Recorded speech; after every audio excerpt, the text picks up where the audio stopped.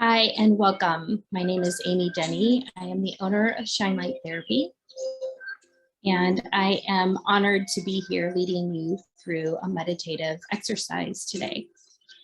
I have an entire program of meditations. Some of them are free and some of them are paid, which you can find at shinelightTherapy.com. I am actually really excited about this activity today. It's going to be part meditative and mindful and part reflective, and hopefully you walk away with some action plans that will make your holiday season and winter a little bit more purposeful. So if you have a pen and a notebook, go ahead and grab that. If you need to pause me, that's great. Grab those and have them handy. And then come back into a seated position. So let's just start by grounding, putting our feet down on the ground in front of us, a nice tall spine. And begin to notice the breath, perhaps closing the eyes. Not being in a place of judgment or manipulation over the breath, but just to notice it and see where you're coming from as you begin this practice. Maybe it's at the end of your day and it's been a really energetic day, just noticing where that leaves your breath and your heart rate. Or maybe it's been a sluggish day for you and you feel kind of numb. If that's the case, maybe you want to do a couple of breaths, inhaling, reaching the arms up just to re-energize and oxygenate, can't say that, the brain. So just bringing the arms up elevates the heart rate. So if you need that energy, certainly do that. Bringing the hands to the heart on the exhale.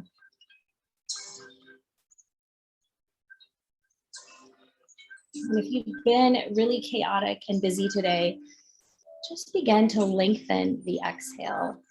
In fact, when you're ready, let's all just begin to lengthen the exhale. Not with much effort, just in a natural way, in an exploratory way. Lengthening the exhale allows the body to be alerted that you are entering into a state of parasympathetic, the relaxation state of your nervous system. Let your shoulders melt down away from the ears. And on your next exhale, begin to notice the filling of the breath. Not just from the front side of your stomach, but even the sides, the side body, the back body.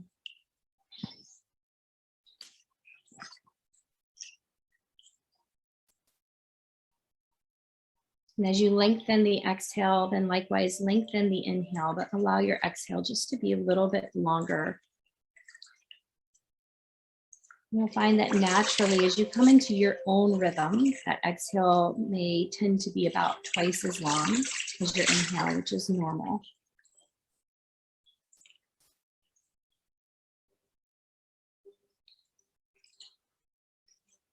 But if you haven't already, maybe closing your eyes, if that feels comfortable for you, or finding a drishti, a fixed object, a place just to rest your gaze. So the exercise that I'm leading you through actually comes from my daily planner, which is by Christy Wright. And it has given me some massive momentum in my energy so far in the month of October, and some really huge shifts are happening for me. So I know this is exactly what I needed, and maybe it's what you need right now too. One of the things that she writes heading into October is that you're not the Energizer Bunny. You only have so much to give in a day. This is important for us to think about, especially with the busy holiday season right around the corner. And she says, I want my family to get the best of me, not what's left of me. So I don't know what your priorities are, but we're going to explore that for a little bit during this session.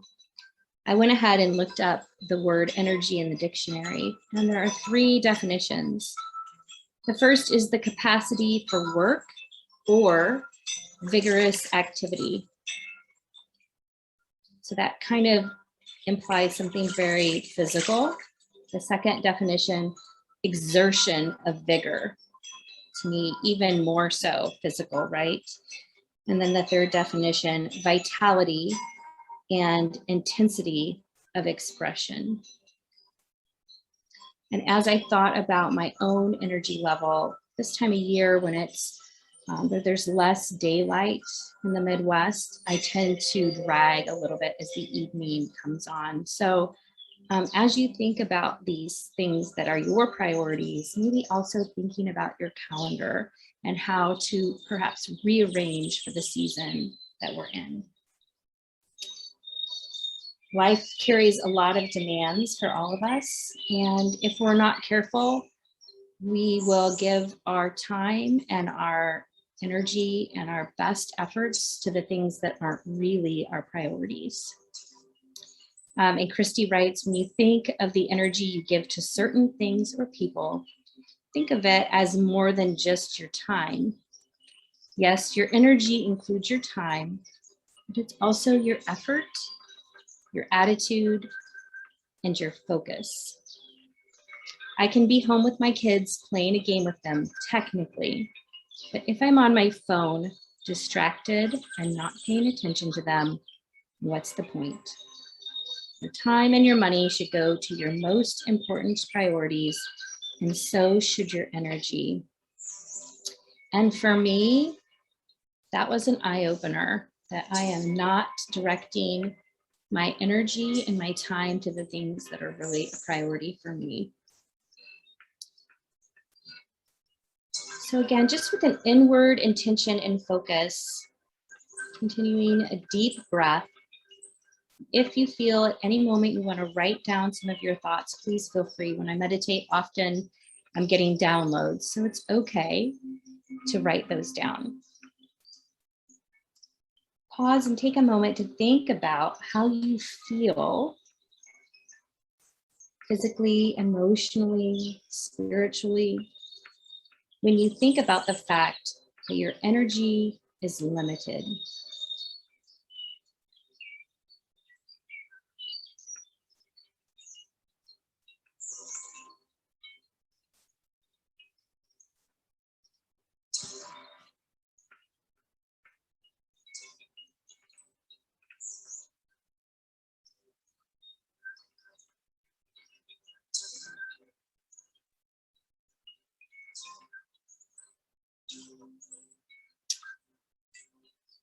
And now, are you giving your energy and attention to the most important things right now? Take some time to think about it or write down an answer if that feels right for you.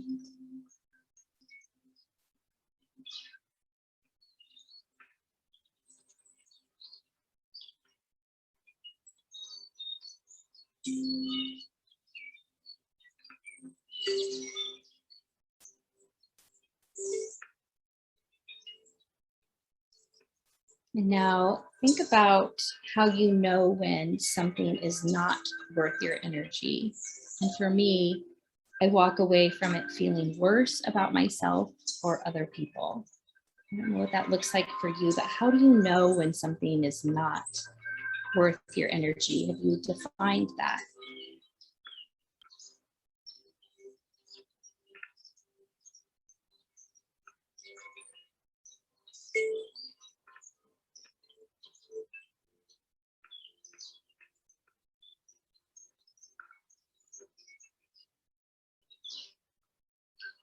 And now, what are some ways you can focus on what's most important to you and to be present in the moment? This is where that action plan starts to come into play.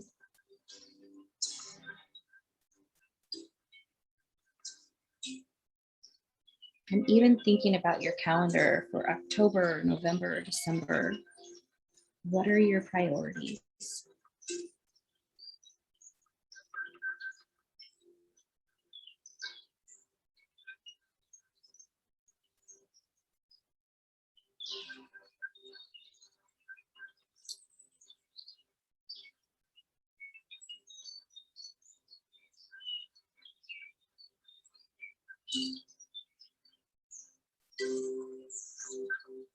And then finally, what are some boundaries that you can set to help you give your energy to what matters most? And for me, saying no to anything new. I already know what's on my calendar and I don't need anything else in the next 3 months. Avoiding distractions. I know I need to put my phone up and have designated times to be on social media. So thinking about those boundaries now and having a plan. So just take a minute or so and think about that. Maybe write down some thoughts.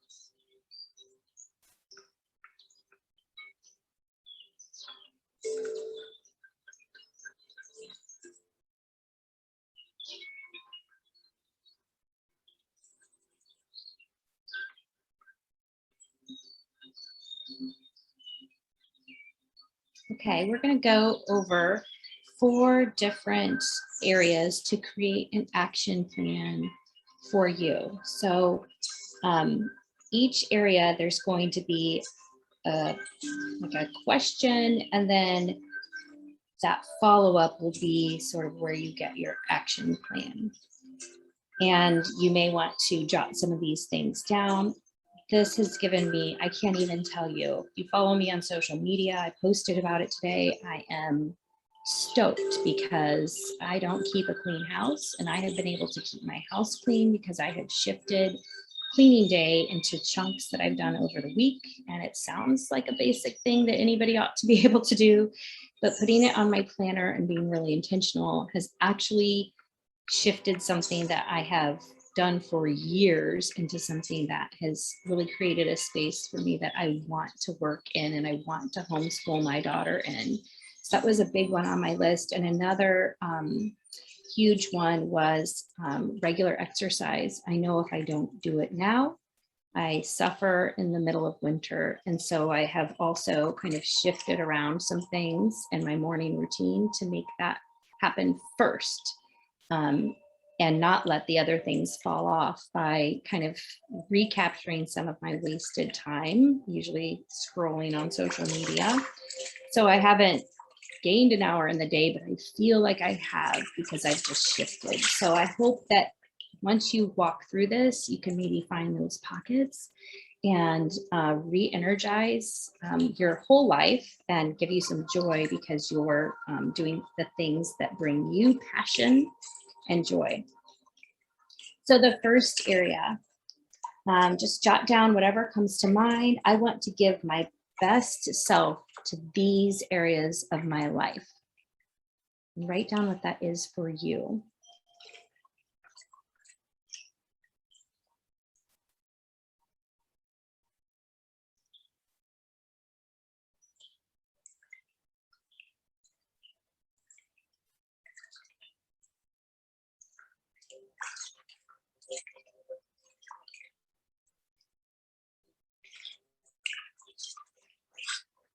And then this is the action plan that goes with that. How can you be sure that you give your best self to what you just wrote down? So jot down a few ideas to go with those.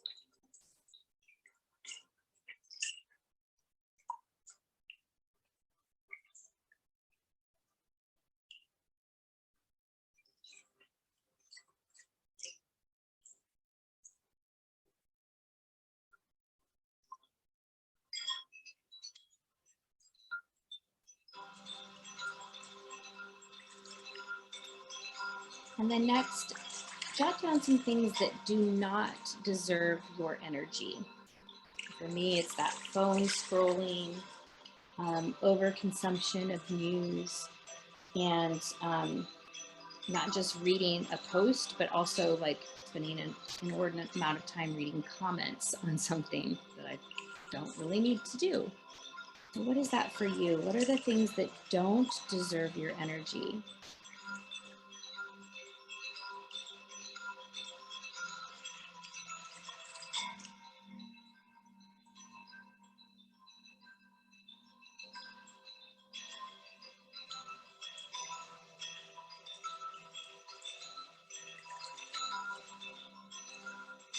And then when considering those things, how can you protect your energy from those energy, time, money suckers, vampires?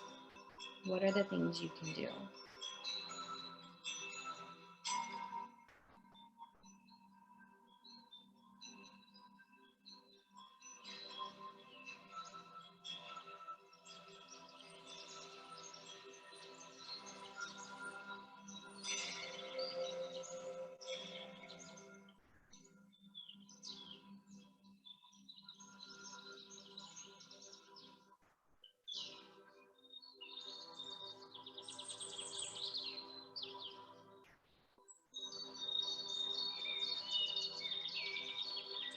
And then in the third area, what are the things that really dry up or suck up your energy? It might be similar to the last list, or could be something else. For me, cleaning day was sucking up my energy because it was taking my whole day. So I knew I needed to shift something there. Teenagers with a lot of heavy emotions suck up my energy, if I'm being honest. And I can't make it go away, but that's the truth. And then waking up in my house to messes because I work from my home, these things sucked my energy. So what are yours?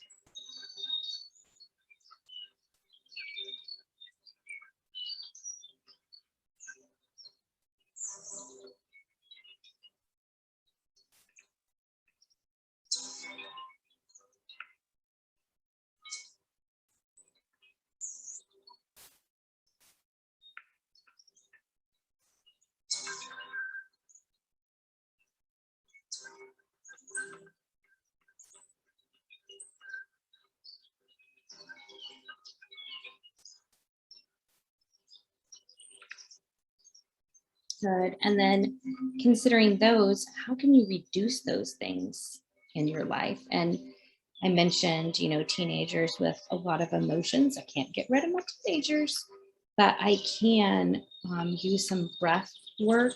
I can acknowledge them, that I can move on, even if they aren't.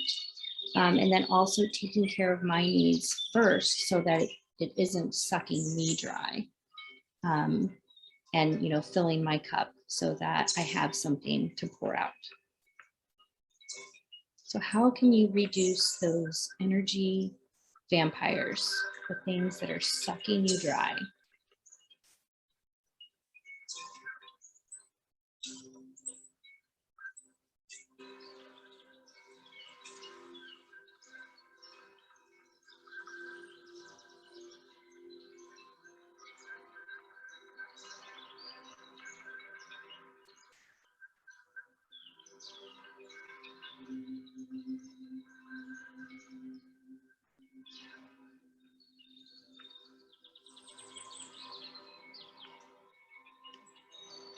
Good. And the last category, what are the things that give you energy? The things that really make you come to life? For me, it's doing yoga every day, being outside, working out, and sometimes those things end up getting pushed to the bottom of my list. So one of the things that I considered is how to kind of consolidate some of my activities and do things outside, for instance, so that I have that fresh air, but I'm also doing something else. So think about the things that give you energy, what gives you that zest. What are your things that you just don't want to live without?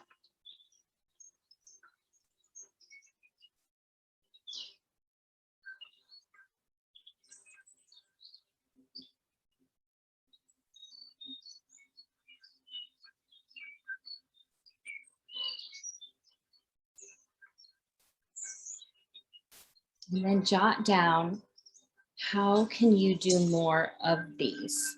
How could you incorporate them in your life in a way that is better or makes sense with your schedule?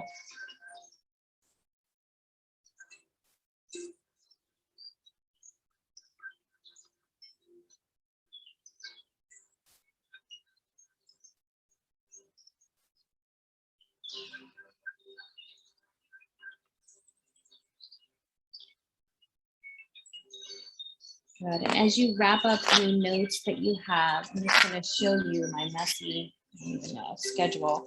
And one of the things that I did was I literally wrote my exercises and my housework across the top of each day because it's a change and I want to make sure that it happens. I also have a chalkboard wall in my kitchen area. And so I wrote each cleaning day on there as well so that I see it when I'm looking at my week. So think about some tools that you might incorporate to make sure that these changes in your schedule will stick. Also, it took us, almost 20 minutes or so to write these out, but it only takes a couple minutes to read them.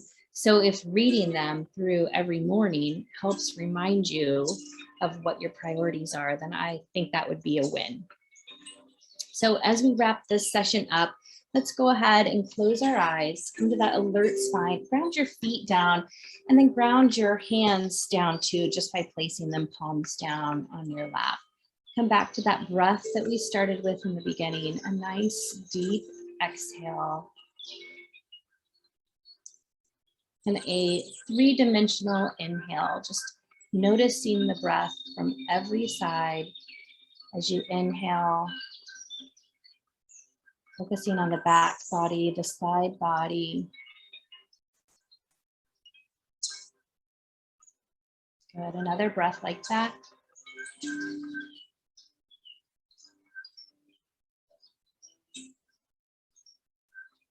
And then perhaps placing a hand on your heart if that feels comfortable for you. I like to feel my breath and my heartbeat and just acknowledge that I'm here and I'm present in this moment.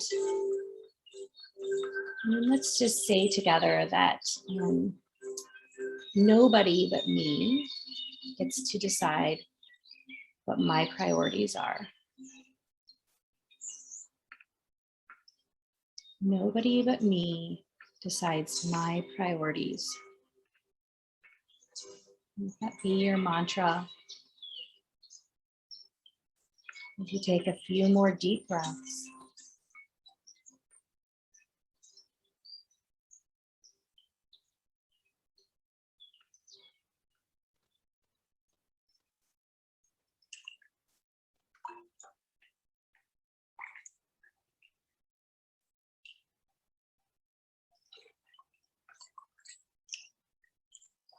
Awesome. Well, thank you for joining me today. I appreciate it. I hope this has been helpful, and I will see you here in a month.